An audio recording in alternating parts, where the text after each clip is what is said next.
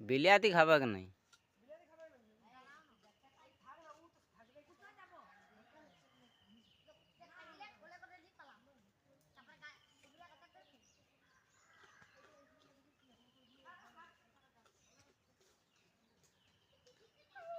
আমাদের ঘরের বাড়ির সামনে এই বাঁদরটি এসেছে। এই দেখো ওকে আলু দিয়েছি, ও খাচ্ছে। এই দেখো বন্ধুরা, আমাদের সামনে বাঁদর এসেছে, আলু খাচ্ছে। এই আমাদের বাড়ির সামনে চলে এসেছে।